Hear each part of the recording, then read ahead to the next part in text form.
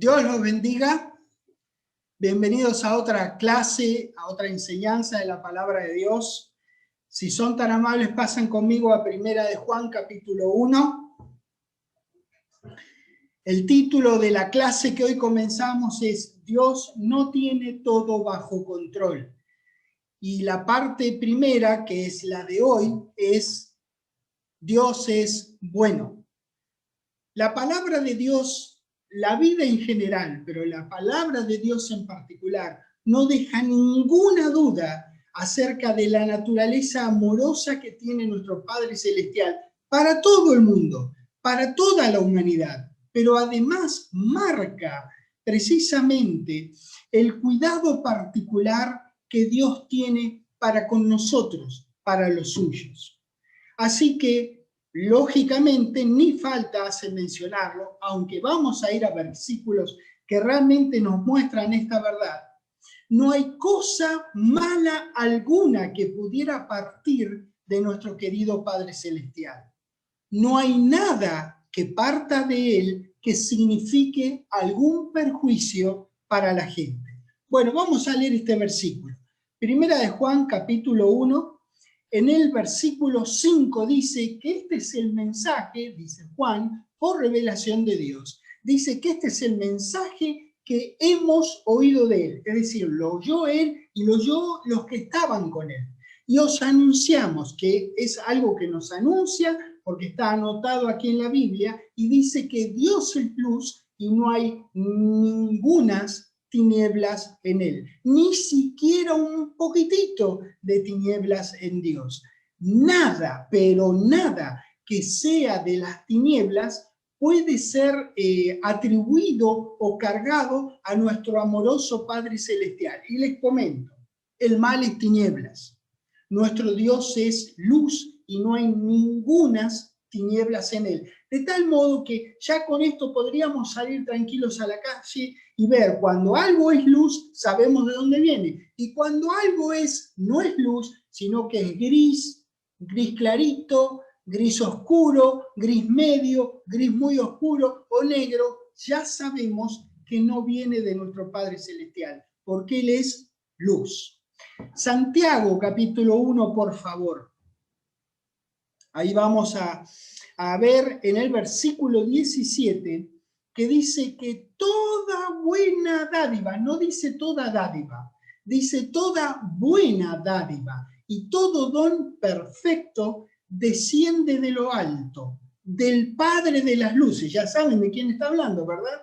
En el cual no hay mudanza ni sombra de variación. No solamente variación, sino que de ninguna naturaleza. No hay sombra en nuestro querido, en nuestro precioso, iluminado Padre Celestial. Así que si antes había dudas, menos dudas cabe a medida que más nos metemos en la palabra de Dios. Dios es luz, Dios es amor, es bondad, es misericordia, es todo lo bueno.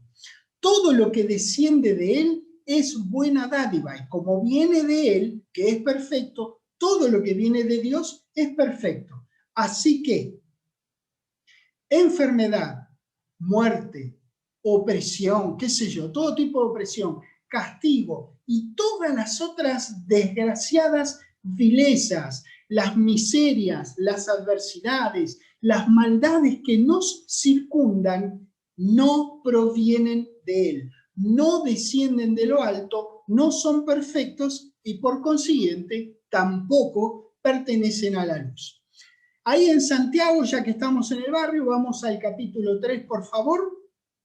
Santiago capítulo 3, en el versículo 10, dice que de una misma boca, refiriéndose a ellos, en realidad a los que leían la epístola, no a nuestro Dios justamente, de una misma boca proceden bendición y maldición. Entonces, hermanos míos, esto no debe ser así. ¿Acaso, dice la lógica, acaso alguna fuente hecha por una misma abertura, agua dulce y amarga? Vean, esto es lo que se llama interrogación retórica, es decir, cuando se pregunta algo, pero en realidad no necesita respuesta, es tan obvia la respuesta que ninguna fuente natural, a la vez saca agua dulce y amarga, entonces le dice, ¿acaso alguna fuente saca a la vez agua dulce y amarga? Bueno, pues así es con las fuentes naturales, o es dulce o es amarga. Y para usar este ejemplo con respecto a nuestro Padre Celestial, siempre de Él sale agua dulce. Es imposible que del Padre Celestial salga algún tipo de agua amarga. Versículo 12. Hermanos míos, insiste con otra imagen. Dice, ¿puede acaso la higuera producir aceitunas o la vid higos? Así también ninguna fuente puede dar agua salada y dulce. Bueno, es obvio. ¿Quién no sabe? Yo no entiendo nada del campo, la verdad, pero yo sé que una higuera no produce aceitunas. Y sé que la vid no produce higos, como tampoco puede ocurrir que salga algo malo que venga de Dios. Dios es bueno, de absolutísima, de infinitísima bondad. Mateo 19, por favor, lo vamos a ver al mismo Señor Jesucristo diciendo algo que tiene todo que ver con lo que estamos hablando. Mateo 19, en el versículo 17, en su primera parte, este versículo dice, cuando el Señor Jesucristo les dice, Él les dijo, ¿por qué me llamás bueno? Ninguno hay bueno sino uno. ¿Quién? Dios. Eso es lo que dijo nuestro Señor Jesucristo. Él, nuestro Señor, fue el máximo representante de Dios sobre la tierra. No hubo nadie que lo representara. Hubo varios antes y los hay al día de hoy, claro que sí. Pero no hubo nadie que lo representara a Dios como lo representó nuestro valiente Señor Jesucristo. Él expresó de esta manera, acá cuando lo dijo, pero además expresó en su andar, en su moverse, en su desempeñarse, en su conducta. Como hijo de Dios, Él expresó el carácter de nuestro Padre de la manera más acabada. Y esto es lo que la palabra de Dios dice en Hechos capítulo 10, por favor, van a ver, porque esto es el Señor Jesucristo diciendo lo que acabamos de leer recién en Mateo 19, pero quiero que en Hechos 10 no es el Señor Jesucristo el que dice algo acerca de Él. Hechos 10, en el versículo 38, dice, cómo Dios ungió con el Espíritu Santo y con poder a Jesús de Nazaret, y cómo éste anduvo haciendo, miren lo que anduvo haciendo bienes y sanando a todos los oprimidos por el diablo, por esta razón, porque Dios estaba con él. ¿A dónde voy? Que el Señor Jesucristo expresó con su conducta la bondad de Dios a la humanidad. Y es reconocido por el que relata esto en Hechos 10, que el Señor Jesucristo anduvo por ahí haciendo bienes y sanando, porque Dios estaba con él. Cada vez que Dios está con alguien, con ese alguien Dios produce bienes y sanidad. No solamente en la persona, sino alrededor de la persona. Lógico, dirá usted, porque eso es lo que es Dios. Es bien, es salud, es todo lo que es agradable, es todo lo que es perfecto, es todo lo que es hermoso, es todo lo que es dulce, como veíamos el ejemplo del agua dulce y salada o amarga. Así que opresión, males, tsunamis, terremotos, guerras, qué sé yo, todas esas cosas vienen del diablo, mientras que todo lo que es bien y sanidad viene de Dios, quien es luz, es amor. Dios es bueno, buenísimo, de todísima bondad. El Padre Celestial es la fuente de bendición y dulzura en nuestras vidas.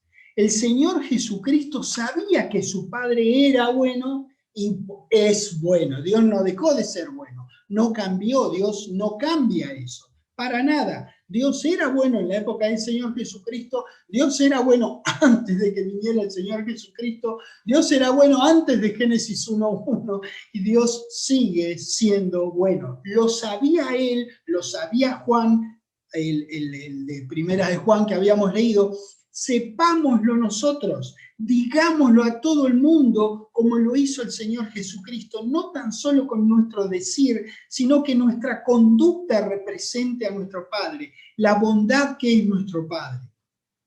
Bueno, nosotros, vean, es imprescindible, es necesario que nosotros compartamos con las personas el corazón de amor y bondad infinitos que tiene nuestro Padre.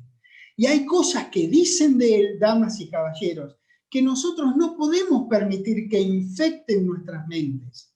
Nosotros no podemos permitir que infecten nuestras iglesias, nuestras reuniones de iglesias en las casas. Por eso es necesaria esta enseñanza y por eso vamos a ir a la palabra de Dios para recordar que Dios es bueno, pero además parte de su bondad es respetar nuestra voluntad, la voluntad de las personas, y de ninguna manera Dios, veremos bien en las Escrituras, que de ninguna manera Dios está en control de todas las cosas. Génesis capítulo 2, por favor. Vamos al comienzo de la Biblia y vamos a estudiar que más bien es el hombre el que puede decidir hacer lo que dice Dios y traer bendiciones a él y alrededor de él, o decidir no hacerlo y sufrir las consecuencias para él y alrededor de él. Dios avisa a las personas en su palabra qué es lo que les conviene hacer. No son amenazas, son avisos de su amor para nuestro mejor bien. Dios no amenaza. Génesis 2, versículo 15, dice: tomó pues Jehová Dios al hombre y lo puso en el huerto de Edén para que lo labrara y lo guardase. Y mandó Jehová Dios al hombre diciendo: mira, Adán, podés comer todo árbol, no hay ningún problema. En el 17 dice: mas del árbol de la ciencia, del bien y del mal, no comerás, porque el día que de él comieres, ciertamente morirás. No es una amenaza.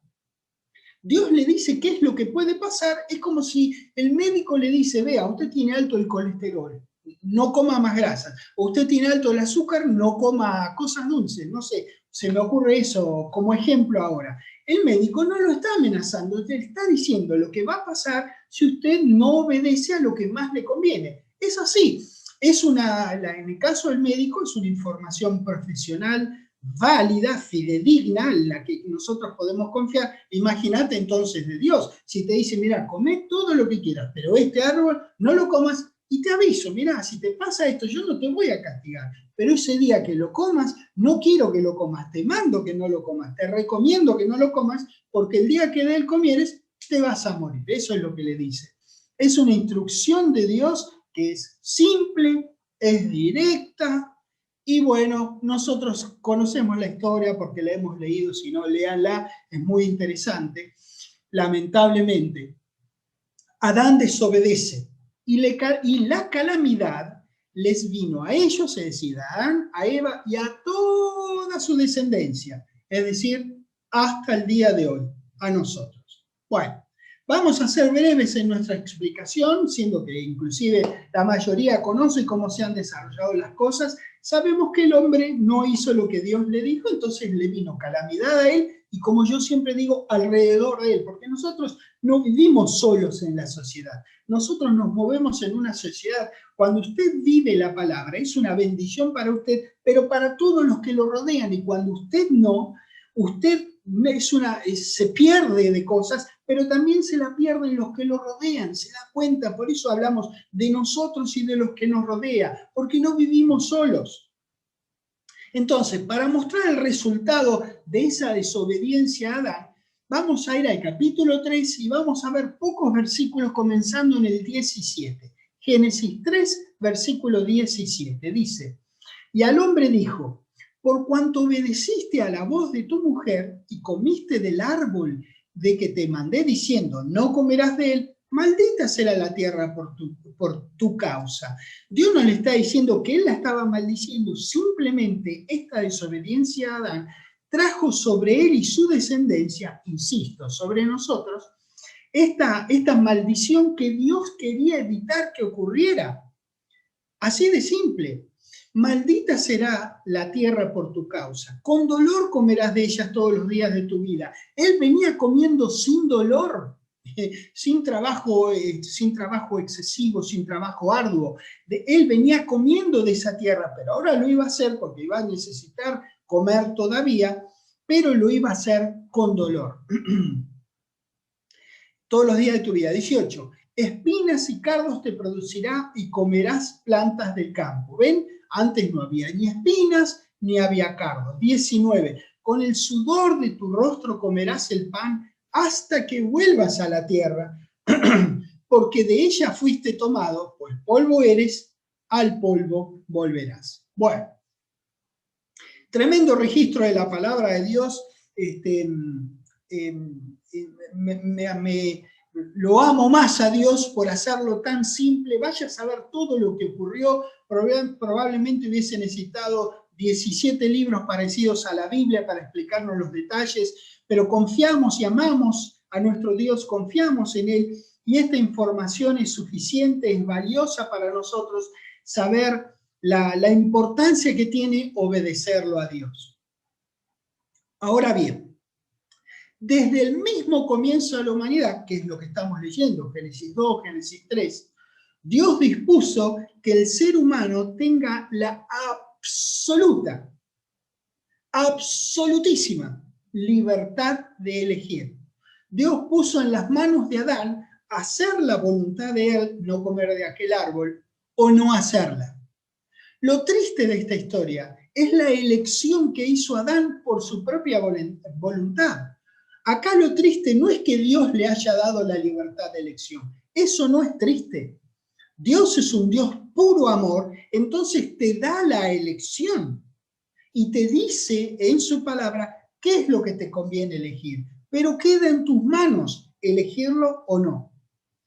El libre albedrío, o más bien la libre elección, se podría definir como la potestad que Dios le ha dado al ser humano para obrar según el ser humano considere y según el ser humano elija. Esto entonces significa que las personas, así como Adán lo tuvo al principio, significa que las personas tenemos la libertad natural, la libertad innata, nacemos ya con eso. Dios quiere que sea así.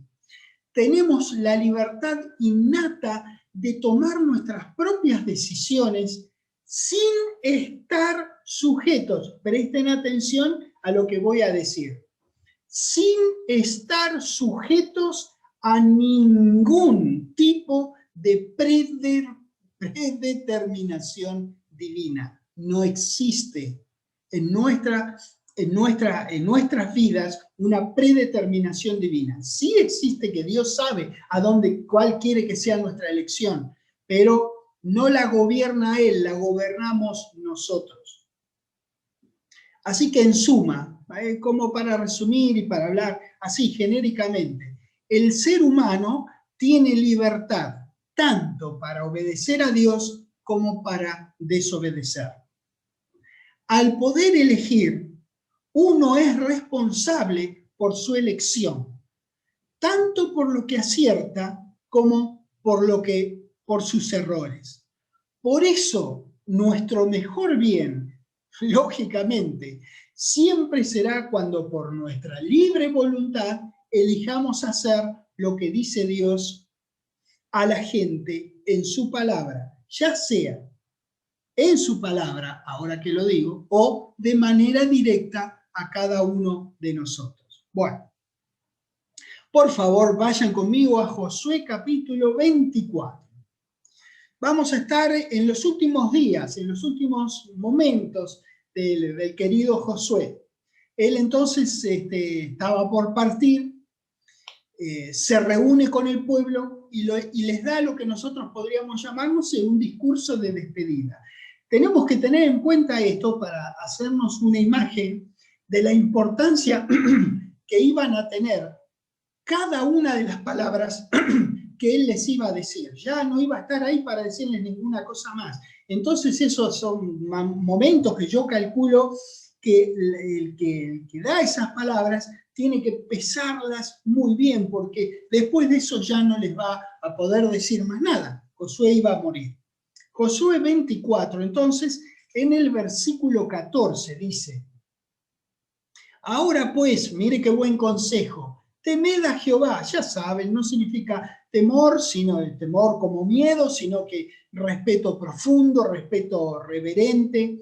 Ahora pues, temed a Jehová y servidle con integridad y en verdad, les dice Josué.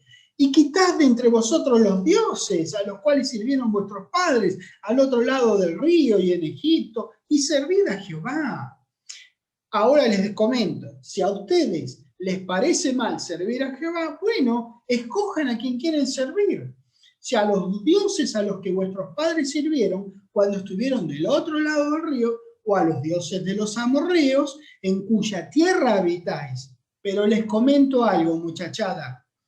Yo y mi casa, les comento, serviremos a Jehová. Ustedes elijan lo que quieran, porque Dios nos dio la libertad de elección. Yo, con la misma libertad de elección que tienen ustedes, les comento, mi casa, yo con mi casa, vamos a servir a Jehová.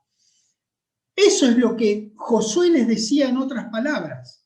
Mi voluntad, mi propia voluntad es servir a Jehová junto con los míos. Ustedes hagan su propia elección. Versículo 16. El pueblo respondió, no. Cualquiera que lea después va a reírse un poquitito, tristemente reírse, quiero decir, con lo que vamos a leer ahora.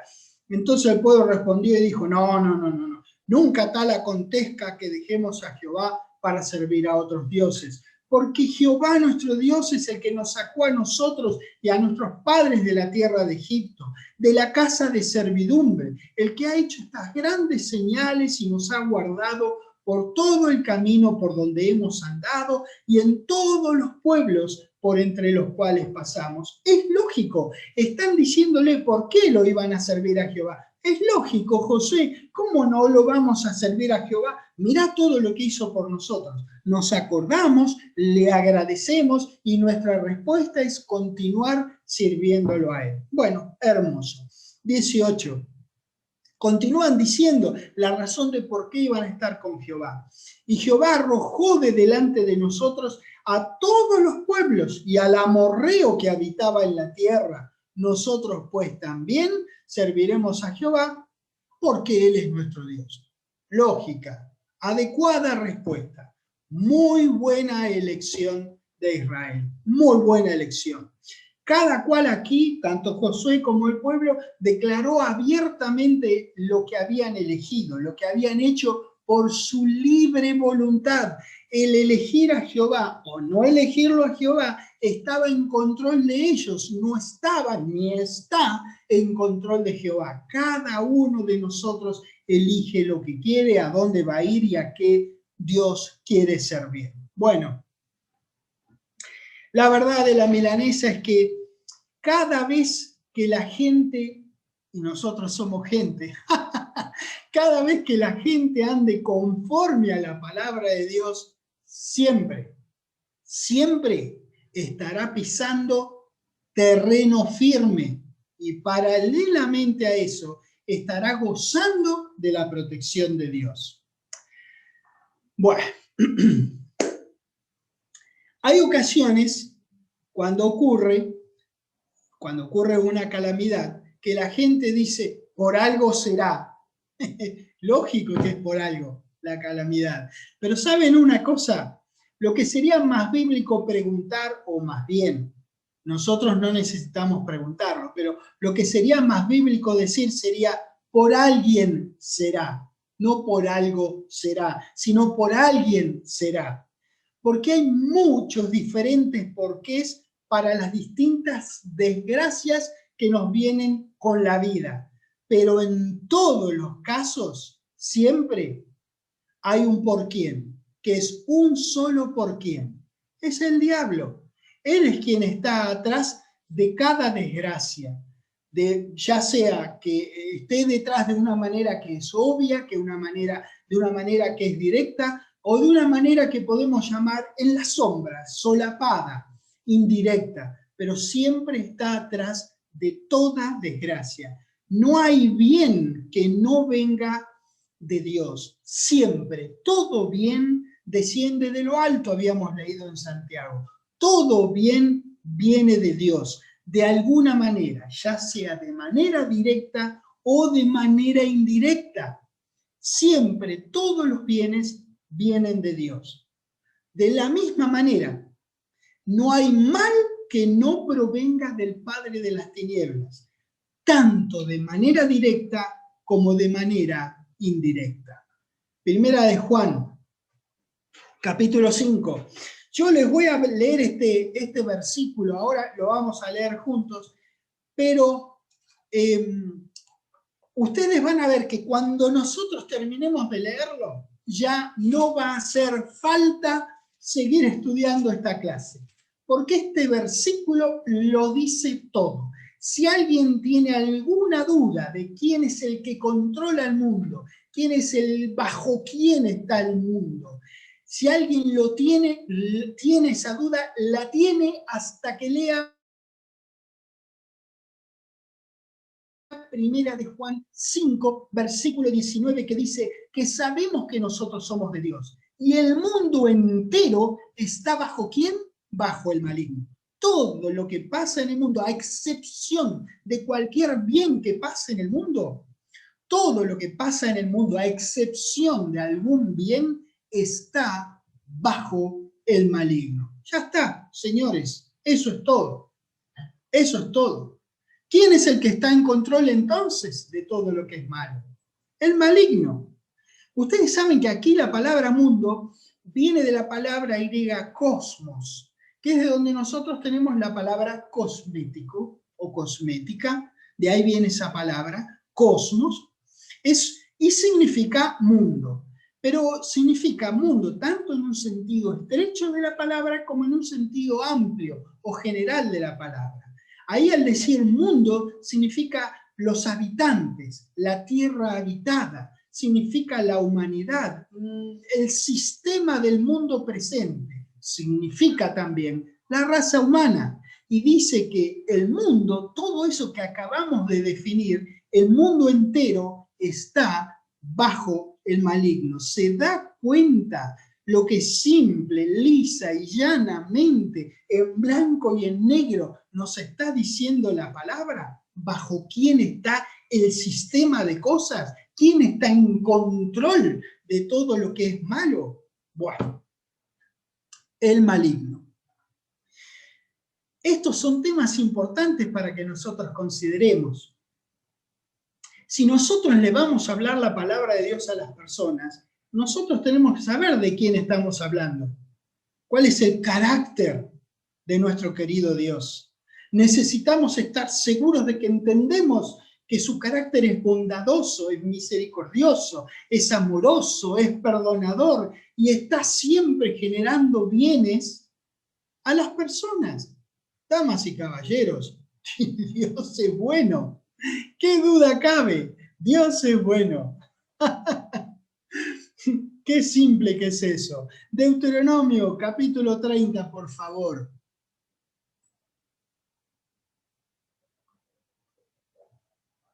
Hace un ratito habíamos visto cuando José estaba por morir y les daba sus últimas palabras. Bueno, acá un caso parecido se da cuando Moisés también se acercaba al momento de su partida, poco antes de pasarle el manto del liderazgo del pueblo a Josué.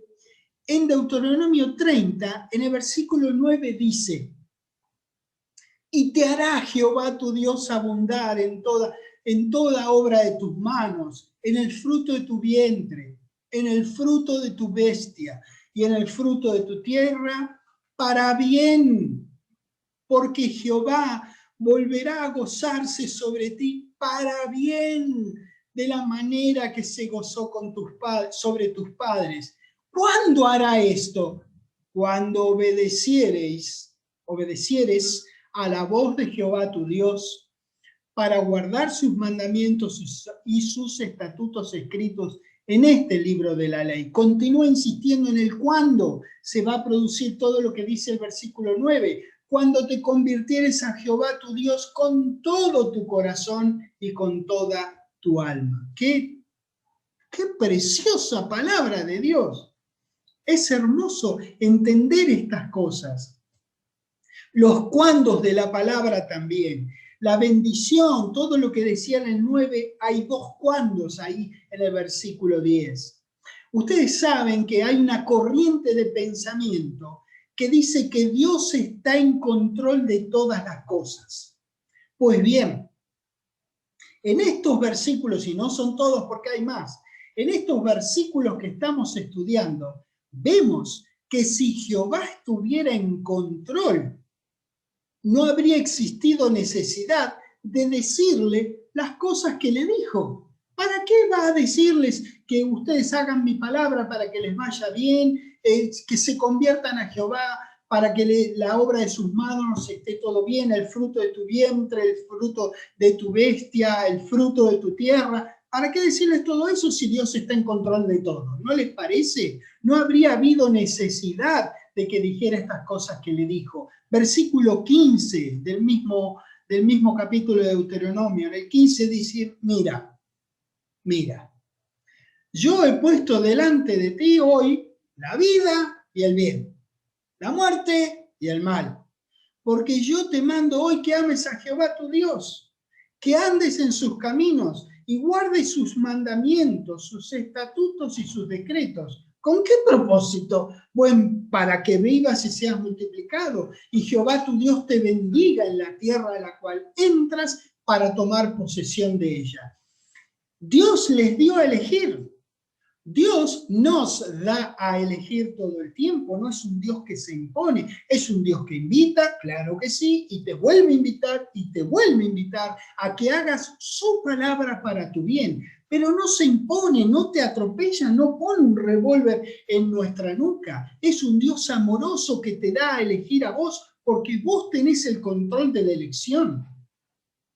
17. Más si tu corazón se apartare, ¿ves? No es una amenaza, es un aviso del amor de Dios, del corazón de amor de Dios. Si tu corazón se apartare y no hieres, y te dejares extraviar, y te inclinares a dioses ajenos y les sirvieres, yo os protesto hoy de cierto que pereceréis.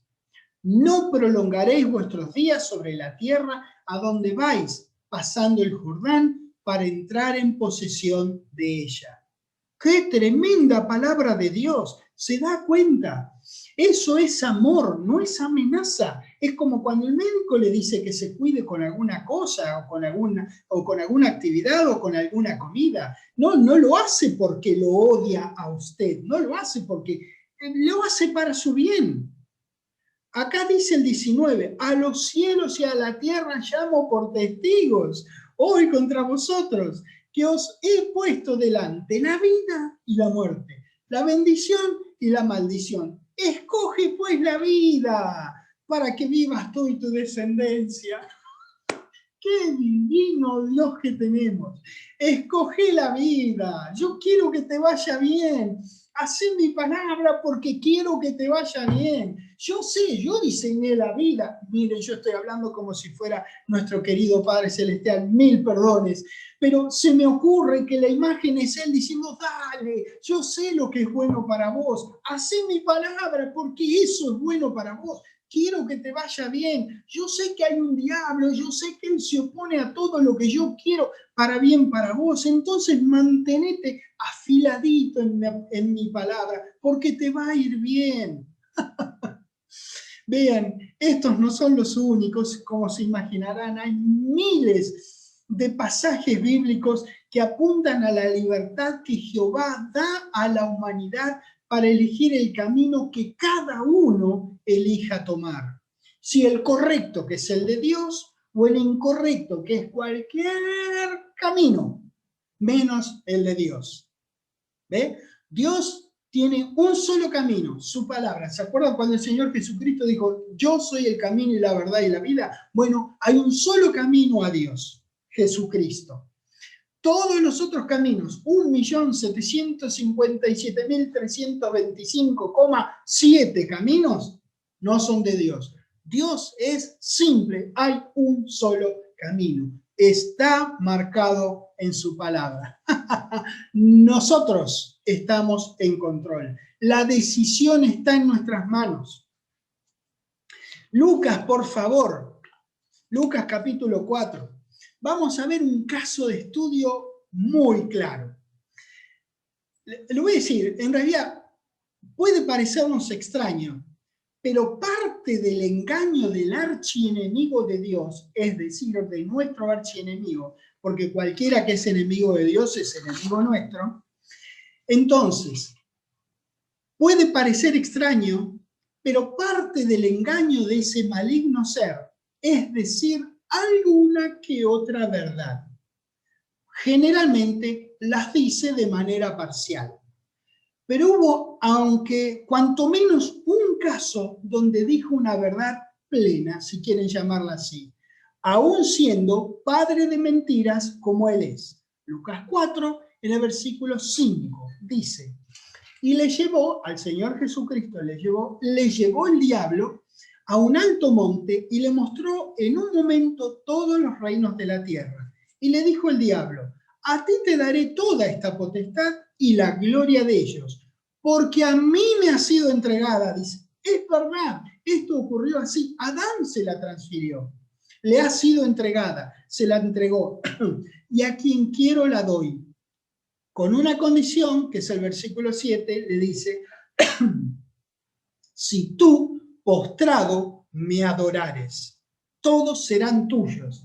Respondiendo Jesús, como sabemos que era nuestro querido Señor, es nuestro querido Señor, valiente Señor, le dijo, mirá, tomate la Kawasaki, vete de mí, Satanás, porque escrito está, al Señor tu Dios adorarás y a Él solo servirás.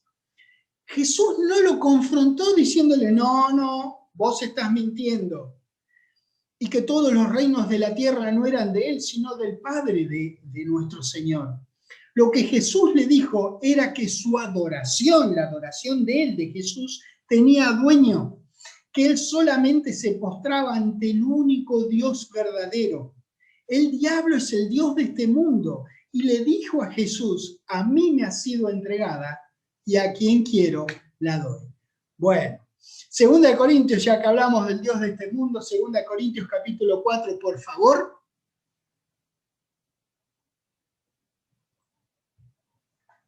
En el versículo 4, la palabra de Dios dice, 2 Corintios 4:4, en los cuales el Dios de este siglo cegó el entendimiento de los incrédulos para que no le resplandezca la luz del Evangelio de la gloria de Cristo, el cual es la imagen de Dios. Cristo no es Dios, es la imagen de Dios. Lo representó de tal manera que tranquilamente podemos decir que es la imagen de Dios. No es Dios, ya lo sabemos nosotros. Ustedes saben que la palabra siglo, que cuando dice ahí el Dios de este siglo, es una palabra griega que es la palabra aion, en griego quiero decir, pero viene del griego aion. Y sería mejor traducido, en lugar de siglo, sería mejor traducido como era. Como, por ejemplo, qué sé yo, la era de la cultura, la era de las pirámides, la época. Entonces, sería mejor haberlo traducido el Dios de esta era, que enfatiza ahí el gobierno que ejerce justamente sobre esta era, sobre esta época, sobre este sistema de cosas, Satanás. Eso es, el Dios de esta era, es el ejercicio del mal que él hace sobre esta época, sobre este sistema de cosas. Bueno, la enseñanza errónea que propone que la soberanía de Dios significa que está en control absoluto, oscureció el significado poderoso que tiene esta frase justamente, el Dios de esta era, que tiene todo que ver con lo que habíamos leído en 1 Juan 5:19, que decía que estaba todo bajo el control del maligno. Bueno, Al usar la palabra Dios, que aquí está colocada en minúscula, para el diablo, nuestro bondadoso Padre lo que hace es darnos un pantallazo del tremendo poder y control que este malvado ejerce sobre el mundo. Vean, hambrunas, inundaciones, huracanes, tsunamis, tornados, epidemias, guerras, todo tipo de muertes, etc. Todas estas cosas están pensadas, patrocinadas y cumplen con la infame ingeniería del diablo, que es el Dios de esta era. Estas desgracias nos hacen ver el insaciable deseo de adoración que tiene, la glotonería por hacer lucir a nuestro querido Dios como si nuestro querido Dios fuera el malo de la película. Algunas personas en realidad lo adoran como Satanás, otros también lo adoran como cualquier otro ídolo. A veces es adorado indirectamente o encubiertamente o inconscientemente o ignorantemente por gente que en realidad está dedicada de manera extrema, pero extrema, a cosas como la fama, el poder, la riqueza o lisa y llanamente al mundo en cualquiera de sus formas. Bueno, habíamos visto hace un ratito nomás que la palabra aión, traducida a mundo, cuando decía el Dios de este mundo, sería mucho mejor traducirla era, que básicamente es un periodo de tiempo, pero la verdad que estamos desarrollando esto porque el significado es todavía más profundo. Se podría decir que aión o era sería lo que podría ser el clima moral de la época o de la sociedad. Sería la atmósfera, el ambiente social imperante de una época. Cuando digo ahora atmósfera, no me refiero a la nube gaseosa, a la capa gaseosa que cubre el total de la Tierra. No, me refiero al escenario, al espacio en el que nosotros nos movemos, donde ocurre nuestra historia, donde nosotros nos desarrollamos, y eso abarca más que el espacio físico en donde nos movemos, que sería la Tierra.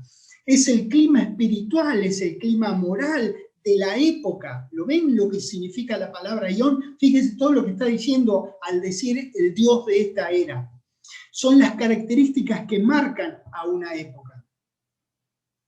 Y también es bueno que sea traducido el Dios de esta era, porque en realidad su reinado, entre comillas, su reinado, su principado, digamos, termina con esta era, con esta administración, pero se termina durante los 1000 años y luego dura, después de los 1000 años que nosotros regresamos con nuestro Señor sobre la tierra, dura apenas un cachito más, pero no con este poder, y luego se elimina definitivamente. Así que eso es como va a ocurrir. Ese es el Dios de esta era, no es el Dios de la era que viene. Otra razón para que sea traducido era en lugar de mundo. Bueno, ¿qué es lo que pasa? ¿Qué es lo que ha hecho a través de los años el Dios de esta era? Bueno, ha hecho que las personas se sumerjan en este ambiente que es nocivo y pernicioso, y a tal punto que piensan que esto es normal, que la vida es así como nosotros la vivimos ahora, con todos estos apuros, con todas estas desgracias, estas adversidades, estas injusticias en las que nosotros vivimos. Como hay un profundo acostumbramiento a eso, la gente entonces es guiada a la impiedad, a todo lo que no tenga que ver con Dios. Y está tan acostumbrada a vivir allí que piensa que eso es normal. Por eso es tan importante que nosotros hablemos a las personas y que le digamos quién es nuestro Dios. ¿Cuál es el carácter de Él? ¿Qué es lo que quiere para nosotros? Porque cuando la gente dice que Dios está en control de todo, lo que significa es que está en control de todo lo bueno y todo lo malo que nos ocurre, y que todo lo que nos ocurre depende de la predeterminación, como ellos dicen, de Dios. Pero eso es un pensamiento anticristiano, eso es injusto para con nuestro Padre. Él es amoroso, pero se ha metido tanto en la sociedad, y les quiero mostrar tan solo una. Ustedes tendrán, qué sé yo, 1000 ejemplos para mostrarme, pero yo he encontrado uno que ha permeado en algunos contratos de algunas compañías de seguros, que en el contrato usan la expresión actos de Dios. Lo que quiero mostrar es cómo se ha metido en la sociedad, eso es lo que quiero decir.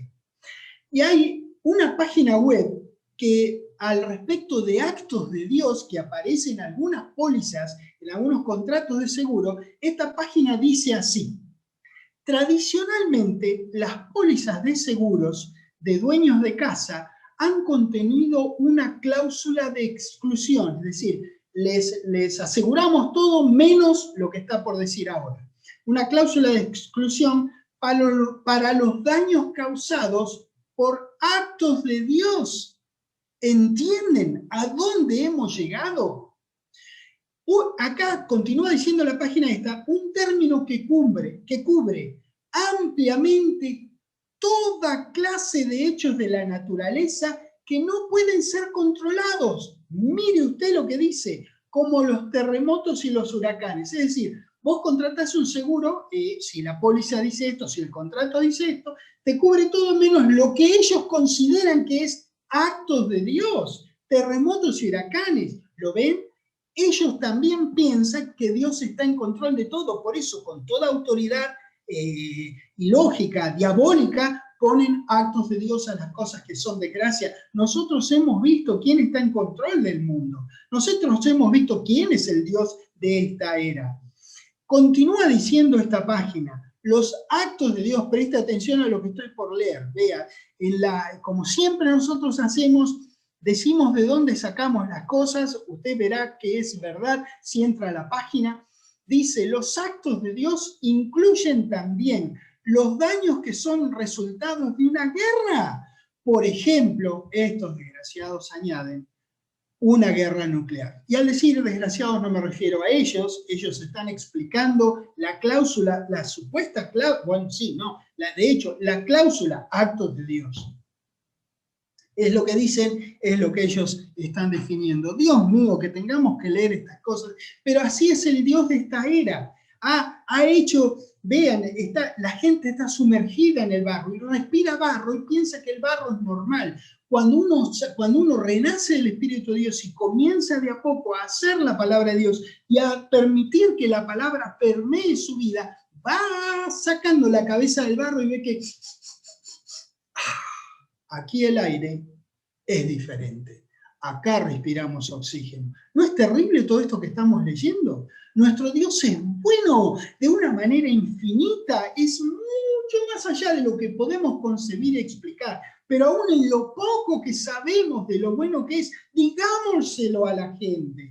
Por eso es tan importante que nosotros resplandezcamos con la luz del Evangelio, porque el adversario quiere que esa luz no entre en el ambiente que él ha creado y tampoco quiere que nosotros resplandezcamos como luminares en el nocivo, en el desgraciado, infame y maldito ambiente que él ha creado. Nosotros somos luminares, resplandezcamos pues como luminar. Efesios capítulo 2.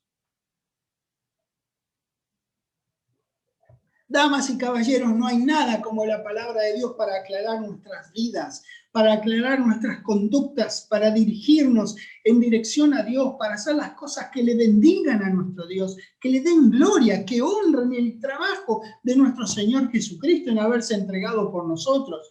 Efesios 2, versículo 1, dice que nos dio vida a vosotros cuando estabas muertos en delitos y pecados. Si vos pensabas que tenías vida, la vida anterior que vos tenías, entonces decime si te creo a vos o le creo a Dios que dice que Él nos dio vida ahora. Quiere decir que lo anterior no era vida, damas y caballeros. en los cuales anduvisteis. Todos nosotros anduvimos en otro tiempo siguiendo la corriente de este mundo que dice que los actos de Dios son la guerra, esos horrores terribles, tsunamis, hambrunas, inundaciones. Conforme, miren lo que dice acá, conforme al príncipe de la potestad del aire, coma, el espíritu que ahora opera en los hijos de desobediencia. ¿Quién opera? ¿Dios o el espíritu o el Dios de esta era? El Dios de esta era opera. El Dios de este mundo, todas las desgracias vienen de Él. El mundo está bajo el maligno. El espíritu que ahora opera en los hijos de desobediencia. No necesita autorización, no necesita permiso. Este espíritu maligno atropella a las personas, se las lleva por delante. Dios te da la elección, Dios te permite elegir. Dios puso en control tuyo, no de Él, tus decisiones. Te alienta, claro que sí, te sugiere, te invita, te implora que hagas su palabra, porque tanto te quiere que hagas su palabra, como nosotros los padres con nuestros hijos le decimos, haz esto o no hagas aquello. Lo hacemos por el bien de ellos, los invitamos. Mientras podemos, nosotros evitamos que ellos se metan en problemas, pero llega una edad donde vos les sugerís, vos le pedís repetidamente que hagan tal y tal cual cosa, y ellos ya tienen su vida bajo su control y hacen lo que quieren. Igual hacemos nosotros. Recuerde usted que estamos hablando del príncipe de la potestad del aire, del príncipe de las tinieblas, estamos hablando del espíritu que ahora opera en los hijos de desobediencia, y con eso en mente, vaya a Juan capítulo 12, por favor. Juan 12, en el versículo 31, dice el Señor Jesucristo, ahora es el juicio de este mundo, ahora el príncipe de este mundo será echado fuera. Como estamos en el barrio, vayan a Juan 14, versículo 30, se lo leo, dice, no hablaré ya mucho con vosotros. ¿Por qué? Porque viene el príncipe de este mundo y él nada tiene en mí, tampoco tiene nada en nosotros, damas y caballeros. Juan 16, versículo 11 dice, y de juicio por cuanto el príncipe de este mundo ya ha sido ya juzgado. El Dios de esta era, el príncipe de la potestad del aire, el espíritu que opera en los hijos de desobediencia, el príncipe de este mundo. ¿De quién está hablando? ¿Quién está en control de las desgracias, damas y caballeros? Son distintos títulos o distintos malditos, infames atributos del malignísimo y detestable ser. Entonces, cuando él le dijo en Lucas 4, leímos que le dijo a Jesús que le había sido dado la potestad sobre los reinos de este mundo, increíble y todo como parece, era verdad. Él sí está en control. Él está en control en virtud de la potestad que le fue entregada por Adán. Todo lo que está en este mundo, toda clase de maldad, tsunamis, terremotos, guerras, corrupción de todo tipo, enfermedad, muerte y todos los horrendos etcétera que siguen, todos están en control de Él. Porque Él es generador, Él es patrocinador de todo lo que le irrita a nuestro bondadoso Dios. Damas y caballeros, entonces, ¿quién está en control? Lucas capítulo 8. Caramba, que digan esas cosas de nuestro Dios. Vergüenza debiera darles. Lucas capítulo 8.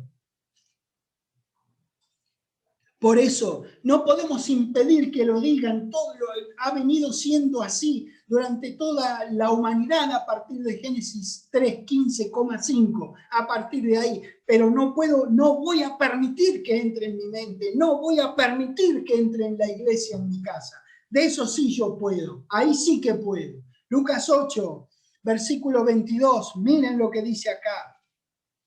Aconteció un día que Jesús, está hablando de Jesús, entró en una barca con sus discípulos y les dijo, pasemos al otro lado del lago. Y partieron, 23.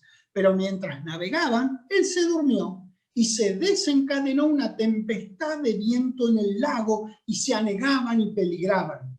Y vinieron a él y le despertaron y dijeron, maestro, mira, nos morimos. Te llamamos para ponerte el chaleco salvavidas. Despertando él, reprendió al viento, a las olas, y cesaron, y se hizo bonanza, y les dijo, después de reprender al viento, los reprendió a ellos, y les dice, ¿dónde está vuestra fe? Y atemorizados se maravillaban, y se decían unos a otros, ¿quién es este que aún a los vientos y a las aguas manda y le obedecen?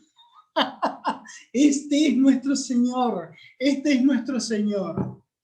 Ahora, analizando la cosa, en primer lugar, si Dios controlara todo, no habría habido esta tempestad justo en el momento en que su hijo estaba en la barca con los suyos. Lo vino protegiendo, aún antes de que naciera, protegió la simiente que le prometió a la mujer durante, qué sé yo, 2.000, 3.000, 4.000 años, hasta que finalmente la simiente vino y nació y estaba redimiendo a la humanidad con todas sus acciones. Justo ahí no lo va a proteger, ¿no es cierto? En segundo lugar, si Dios controlara todo, ¿cómo lo pone a él, al Señor y a sus hijos en esta situación? Lo cierto es que hubo una tempestad y luego Jesús la reprendió por la voluntad de Dios. Recuerde usted que él dice la palabra que él siempre hacía la voluntad de su Padre. Entonces, debió de haber recibido revelación, es decir, que Dios debió haberle revelado que la reprendiera a la tormenta. ¿Lo ven? Ahora bien, analizando la cuestión y pensando que Dios estaría en control de todo, ¿lo ve? Estoy analizándola erróneamente, pensando equivocadamente que Dios está en control de todo, entonces esa tormenta habría venido de Dios, si Él está en control de todo. Y al reprenderla, Jesús entonces estaría trabajando en contra de la voluntad de Dios. ¿Lo ven? Es una locura por donde lo mires. Es hasta difícil explicarlo. ¿Es o no es? ¿Está o no está? Muy simple. Ustedes saben que lamentablemente la cristiandad ha sido invadida con varias doctrinas apoyadas en frases mentirosas que hacen lucir a nuestro querido y bondadoso Dios como si Él fuera el malo de la película. Si Él manda la enfermedad, y tanto la enfermedad como la muerte, como la vida, qué locura, que se ponga de acuerdo ese Dios de ellos. No es el nuestro, no es el Dios de la Biblia, no es el Dios y Padre de nuestro Señor Jesucristo. Damas y caballeros, tenemos que ser firmes en estas cosas. No nos podemos dejar mover, que digan lo que quieran, que piensen lo que quieran, pero cuando tenemos ocasión de pasar nuestra publicidad, de pasar nuestro avisito, damas y caballeros, le vamos a decir qué clase de Dios bondadoso es nuestro Dios. Es una triste filosofía, entre comillas, esta desgracia que haya entrado al cristianismo. ¿Saben por qué? Es porque hay una débil voluntad en el estudio continuo de la palabra de Dios. ¿Saben por qué? Porque hay un muy poco interés por verdades espirituales. Eso permitió que de a poco se fueran filtrando razonamientos que nada tienen que ver con el carácter de nuestro bendito, nuestro precioso, nuestro bondadoso Padre Celestial. Saben que empiezan de a poco en la vida de la gente. Empiezan de a poco en las comunidades de las personas, pero luego, como quien no quiere la cosa, se transforman en doctrina y de a poco entran a hablar como si esas mentiras del diablo fueran verdad. Eso es, entre otras cosas, un ejemplo de esto es esta declaración falaz, mentirosa, que Dios está en control. Este tipo de afirmaciones no son bíblicas, por lo tanto tienen que venir de algún otro lado, que no es del lado del autor de la preciosa palabra de Dios. Ya saben qué lado es. Mateo capítulo 6.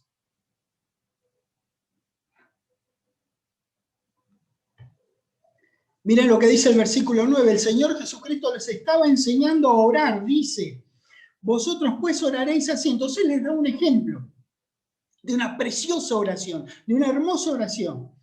Y les dice, vosotros pues oraréis así.